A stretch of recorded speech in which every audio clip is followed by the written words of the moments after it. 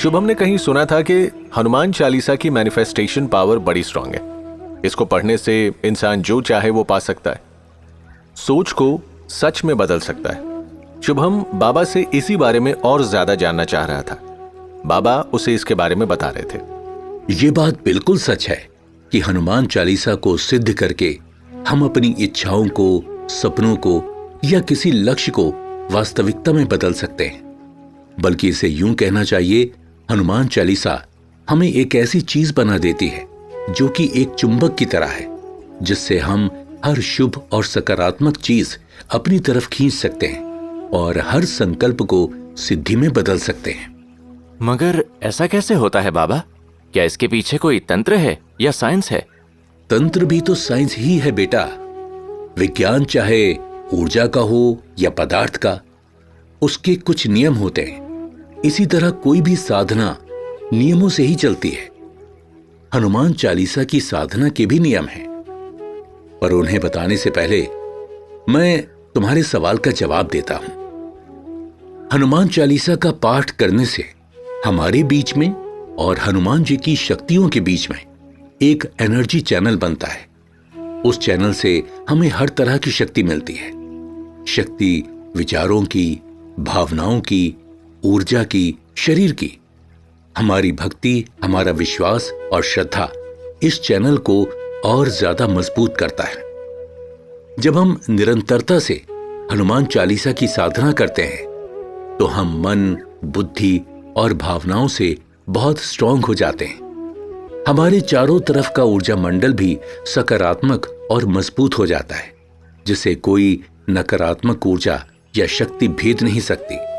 फिर हम इतने समर्थ हो जाते हैं कि हम जो संकल्प करते हैं वो हमें इस ब्रह्मांड से प्राप्त होता है। हम अपने सपनों को वास्तविकता में बदल सकते हैं। दरअसल हनुमान चालीसा की रचना ही मैनिफेस्टेशन के सिद्धांत पर हुई है। इसे रचकर ही स्वामी तुलसीदास जी ने अपने संकल्प को सिद्धि में बदला था, जब वो बादशाह अकबर की जेल में थे। क्या तुलसीदास जी को कभी बादशाह अकबर ने कैद किया था? मगर क्यों? हाँ, बादशाह अकबर ने एक बार गोस्वामी तुलसीदास जी को अपनी कैद में डाल दिया था और तब हनुमान जी ने ही उन्हें जाकर बचाया था। चलो मैं तुम्हें ये पूरी कथा सुनाता हूं, तब तुम हनुमान चालीसा की ताकत को समझ जाओगे। ये घटना उस समय की है जब भारत पर मुगल सम्राट अकबर का राज था। उस समय गोस्वामी तुलसीदास बहुत प्रसिद्ध संत हो चुके थे। उनके चमत्कारों की बातें, उनको हनुमान जी के दर्शन होने की बातें मुगल दरबार में भी चर्चा का विषय बन रही थी। एक दिन बादशाह अकबर को किसी ने बताया कि आज गोस्वामी तुलसीदास जी ने एक मरे हुए आदमी को जिंदा कर दिया। अगले दिन किसी ने उन्हें बताया कि आज गोस्वामी तुलसीदास जी के घर आए चोर उनके पैरों में गिर पड़े, ये बोलकर कि वो जब चोरी करने आए थे तो खुद हनुमान जी ने उन्हें मार मार कर भगा दिया था। इसी प्रकार बहुत से चमत्कारों की बातें बादशाह अकबर के कानों में पहुंच रही थी। तब बादशाह अकबर सोचने लगे कि क्यों ना गोस्वामी तुलसीदास जी को दरबार में बुलाया जाए और देखा जाए कि वो कितने पहुंचे हुए चमत्कारी भक्त हैं या चमत्कारी संत है।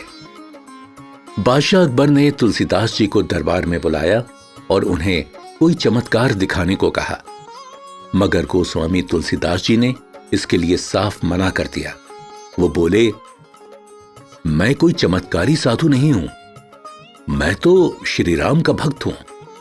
अगर कभी कोई चमत्कार होता भी है तो वो श्री राम ही करते हैं, इसमें मेरा कोई हाथ नहीं है। बादशाह ने उन्हें बहुत मनाने की कोशिश की, मगर वो इसी बात पर अड़े रहे।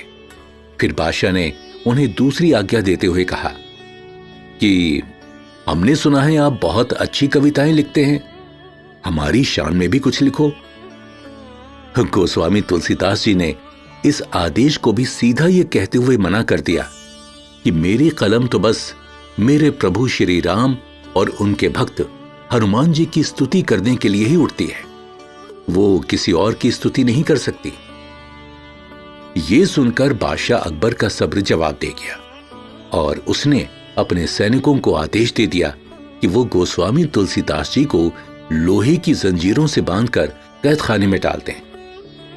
बादशाह अकबर सोच रहे थे कि कम से कम अब तो गोस्वामी तुलसीदास खुद को छुड़ाने के लिए किसी चमत्कार का सहारा जरूर लेंगे, और तब इस बात का पता चल जाएगा कि वो कितने पहुंचे हुए शक्तिशाली संत हैं। तुलसीदास जी ने कैद होकर मुंह से उफ तक न निकाली। वो राम राम कहते हुए जेल में चले गए।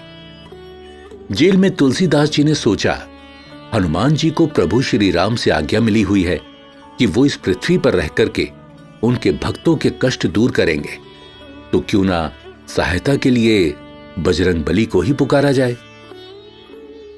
ये सोचकर उन्होंने हनुमान चालीसा पाठ की रचना की और उसे लगातार 40 दिन तक जपने का संकल्प लिया, इस इच्छा के साथ कि उन्हें बादशाह की कैद से ससम्मान मुक्ति मिले।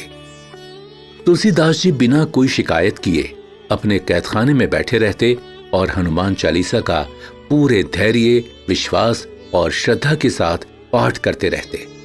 उन्हें पूरा विश्वास था कि 40 दिन होने पर उनका संकल्प जरूर पूरा होगा, और ठीक ऐसा ही हुआ। 40वें दिन एक चमत्कार हुआ। सैकड़ों बंदरों ने एक साथ अकबर के महल और कैदखाने पर हमला बोल दिया। अचानक हुए इस हमले से सब हैरान हो गए। अकबर के सैनिकों ने उन्हें भगाने की बहुत कोशिश की, मगर बात उनके काबू से बाहर की थी। तब बादशाह अकबर के एक हिंदू मंत्री ने उन्हें समझाया कि ये बंदरों की सेना कोई साधारण सेना नहीं है, ये हनुमान जी की सेना आई है, क्योंकि आपने एक महान राम भक्त को कैद किया हुआ है। अगर आप चाहते हैं कि ये सभी बंदर शांति से यहां से चले जाएं, तो कृपा करके गोस्वामी जी को सम्मान के साथ रिहा कर दीजिए।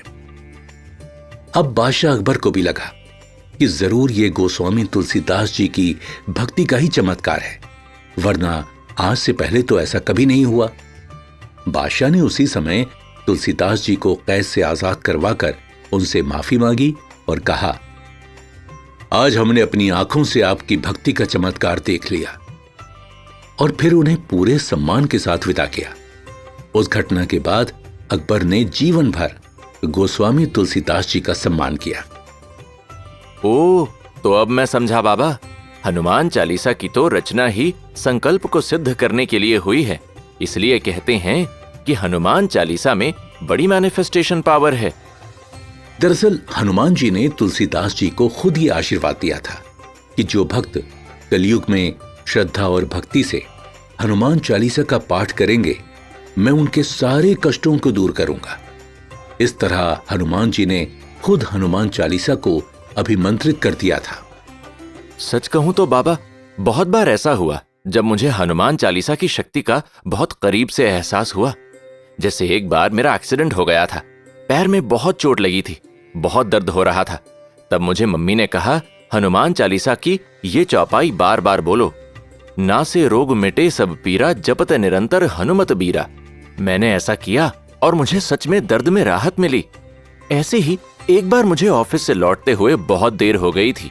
स्कूटर पंक्चर हो गया था, इसलिए उसको मैंने ऑफिस में ही छोड़ दिया था।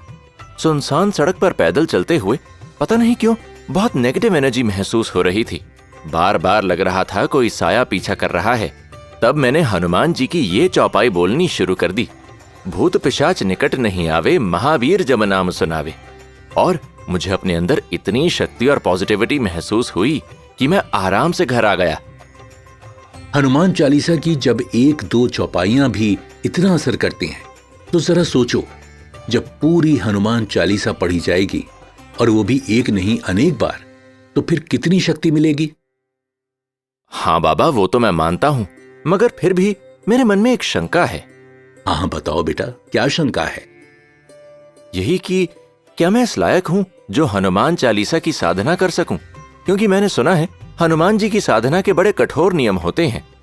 हर कोई उनकी साधना नहीं कर सकता, वरना उसका कुछ उल्टा असर भी हो सकता है, यानी कुछ साइड इफेक्ट भी हो सकते हैं। क्या वाकई हनुमान चालीसा के कुछ साइड इफेक्ट भी होते हैं बाबा? शुभम ने बाबा के सामने जो सवाल उठाया, वो सवाल बहुत से हनुमान भक्तों के मन में आता है। अब उन्हीं सवालों का जवाब बाबा देने जा रहे थे। अगले एपिसोड में हम जानेंगे कि क्या वाकई हनुमान चालीसा को पढ़ने के कोई साइड इफेक्ट भी होते हैं। अगर होते हैं तो कब होते हैं और कौन से होते हैं? हनुमान चालीसा पढ़ने की क्या कंडीशन है? कौन से लोग हैं जो हनुमान चालीसा की साधना कर सकते हैं और कौन नहीं?